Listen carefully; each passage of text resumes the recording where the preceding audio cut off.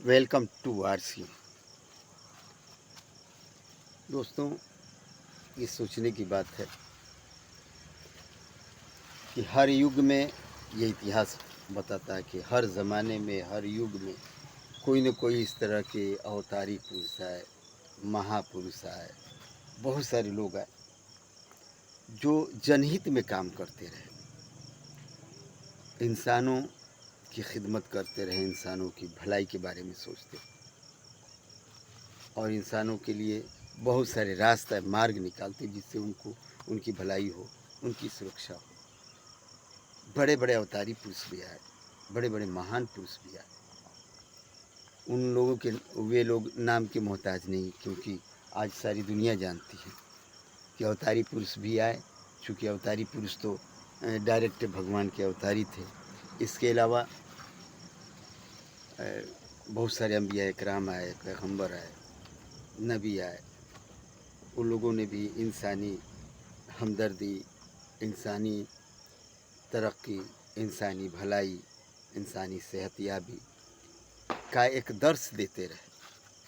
अवतारी पुरुष भी आए, उन लोगों ने भी इसी तरह का दर्श दिया। सारे लोग दर्श देते गए। इसके अलावा बहुत सारे महापुरुष भी आए, उन लोगों ने इंसानों के लिए संघर्ष किया, स्ट्रगल किया, जैसे महात्मा गांधी, सुभाष चंद्र बोस या इस तरह के बहुत सारे लोग हैं, इब्राहिम लिंकन वगैरह। ये जितने भी हैं वो महापुरुषों में से आते हैं। उन लोगों ने अपनी ज़िंदगी को सिर्फ लोगों, पब्लिक, आवाम की भलाई के लिए रखा। आज के आधुनिक ज़िंदगी में, आधुनिक जीवन में, एक ये नया ज़माने में, जदीद ज़माने में, मॉडर्न युग में, मॉडर्न एज में एक शख्सियत की पैदाइश हुई। उस शख्सियत का नाम है, चूँकि उनको द फाउंडर ऑफ आरसीएम कहते हैं। वे बचपन से ही इस तरह की सोच रखते थे कि मैं कुछ ऐसा करूं जिससे इंसानों की भलाई हो, इंसानों की सेहत अच्छी रहे, इंसानों के पास पैसे हों, इंसान अपने आप में खुशहाल रहे, मानव जीवन जो है खुशहाल जीवन हो, प्रसन्नता का जीवन हो, एक सुखी जीवन हो, स्वस्थ रहे। स्वस्थ भी सुखी होने का एक प्रमाण है। तंगदस्ती लाख सही गालिब, तंदुरुस्ती हज़ार नेमत है। इसलिए तंदुरुस्ती ज़रूरी हो। इस सब मिशन को लेके एक शख्स ने एक सिस्टम को शुरू किए, जिस सिस्टम का नाम है आरसीएम। उन्हीं के बारे में मैं आज बताने की कोशिश करूँगा।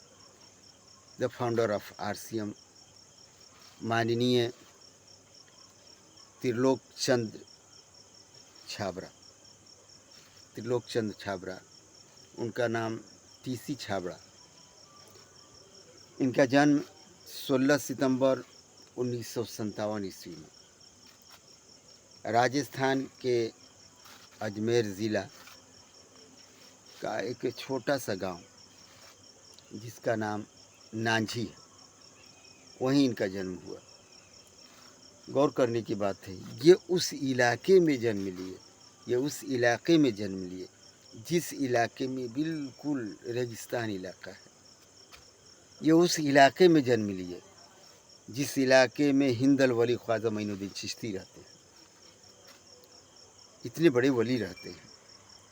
और उस इलाके में जन्म लिए जिस इलाके में बिल्कुल सूखा पड़ा हुआ है, रेगिस्तानी इलाका है।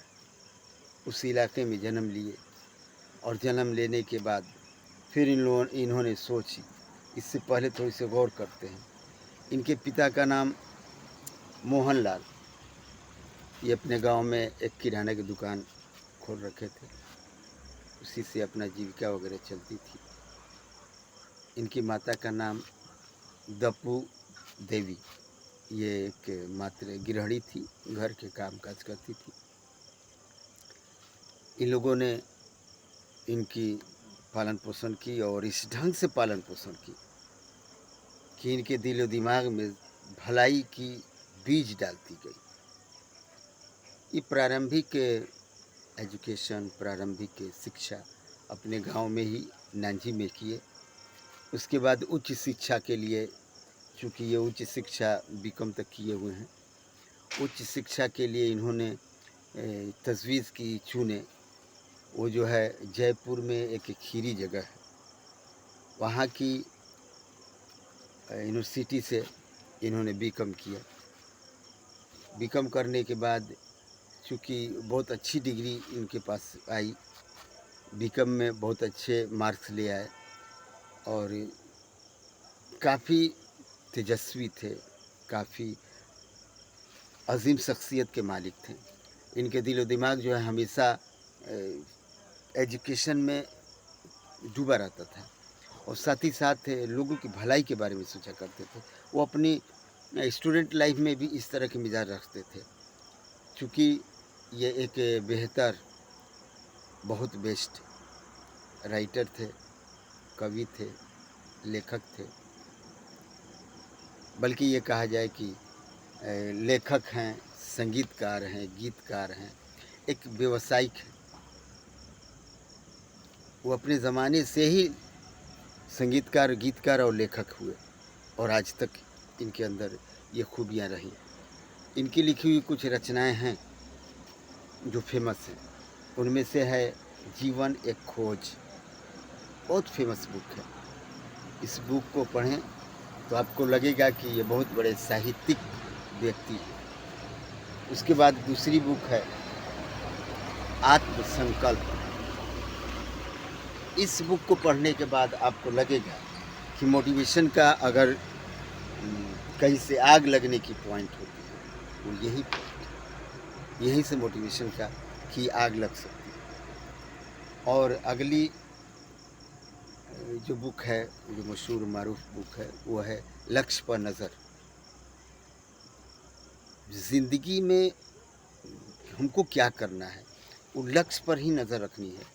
इसके पीछे बहुत सारी स्टोरीज़ हैं। जैसे जब पूछा गया अर्जुन से कि बताइए कि आप नीचे देख के उस मछली के आँख में तीर कैसे मारती हैं, उन्होंने कहा कि मछली तो बड़ी है, लेकिन मेरा लक्ष्य सिर्फ मछली की आँख, इसलिए मैं सिर्फ और सिर्फ मछली की आँख में देख रहा था, इसीलिए मैं मछली की आँख में तीर मार दिया। तो इन्होंने जो किताब लिखी लक्ष्य पे नज़र, उस लक्ष्य पे नज़र की एक मेन पॉइंट है कि मनुष्य की जो लक्ष्य है उस पे अगर नज़र रखे मनुष्य, तो एक न एक दिन उस लक्ष्य को प्राप्त कर सकता है। जिस तरह चलती हुई मछली में की आँख में तीर मारना, वो भी नीचे देख के, चूँकि बहुत आसान बात नहीं है, लेकिन ये कार्य संपन्न किया गया लक्ष्य पे नज़र रख के।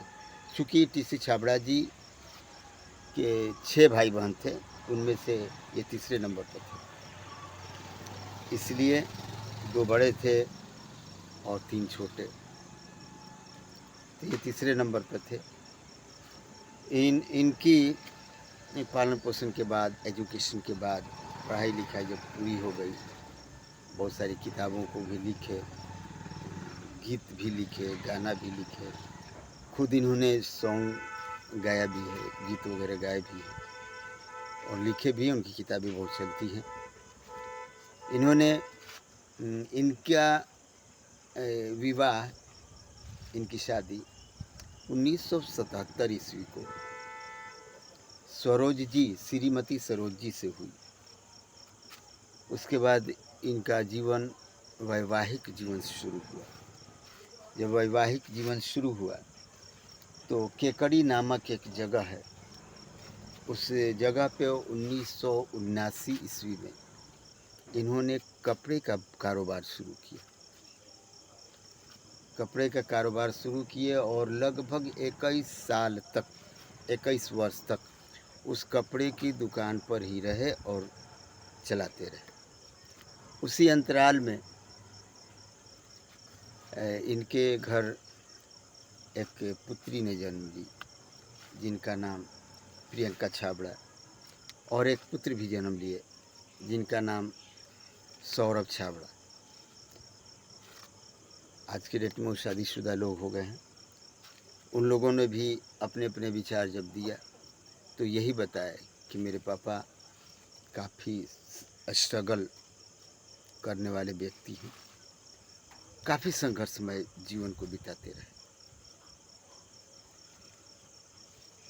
प्रियंका छाबड़ा को याद है 21 साल के बाद 1979 के 21 साल के बाद टीसी छाबड़ा जी ने सोचा कि कुछ ऐसी व्यवस्था बनाएं जिससे लोगों को भी फ़ायदा पहुँचे, क्योंकि मैं बता चुका हूँ इनकी सोच लोगों को फ़ायदा पहुँचाने की ज़्यादा थी। इसीलिए वो सोचा करते थे कि कोई ऐसे व्यवस्था को करें, और इसको सोचने में इतने वक्त लग गए। यानी कपड़े की दुकान खोले और उसमें से लगभग 1979 में कपड़े का दुकान खोले थे। 21 साल के बाद 2000 ईस्वी में एक छोटी सी मीटिंग बुलाए।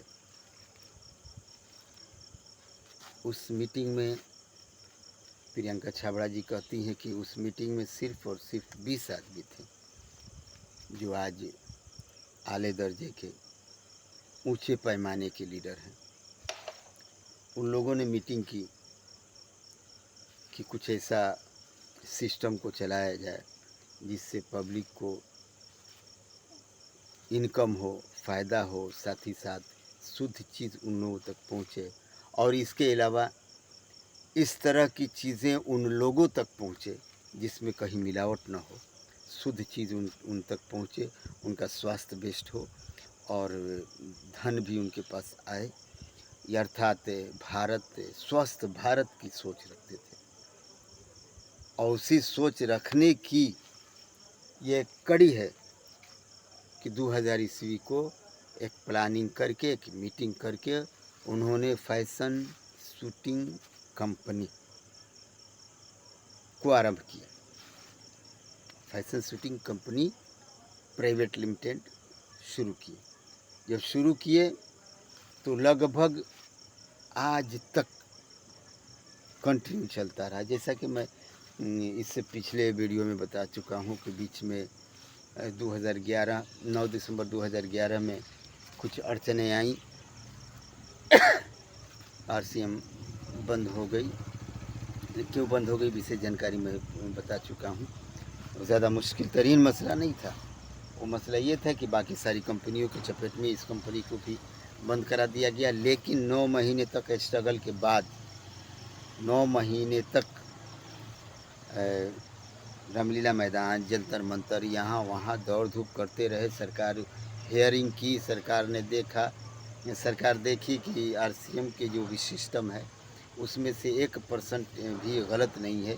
इसलिए आरसीएम को अक्टूबर 2012 को पुनः गाइडलाइन दे दिया गया और आरसीएम फिर से प्रारंभ हुई, और आज तक ज़ोरों शोर से आरसीएम चल रही है। और आरसीएम के अंदर बहुत सारे प्रोडक्ट अपने भी हैं, बहुत सारे प्रोडक्ट टाई अप कराए हुए हैं। तो अगली वीडियो में मैं सारे प्रोडक्ट के बारे में आपको बताऊंगा कि कौन कौन से प्रोडक्ट किस किस कंपनी से टाई अप हैं, कौन कौन से प्रोडक्ट आरसीएम खुद मैन्युफैक्चरिंग करती है, और कौन कौन प्रोडक्ट के क्या क्या लाभ हैं, कौन कौन प्रोडक्ट में किस किस तरह की चीज़ें डाली गई हैं जो हमारे सेहत के लिए कौन कौन तरह से फ़ायदा पहुंचाते हैं। इसके अलावा किस किस रोग की उत्पत्ति को रोकते हैं, इसके बारे में मैं कंटिन्यू लगातार आप वीडियो बना के आप लोगों तक भेजने की प्रयास करूंगा। इसके लिए आप लोग हमसे कंटिन्यू लगे रहें ताकि आप लोगों तक हमारी बातें पहुंच सकें।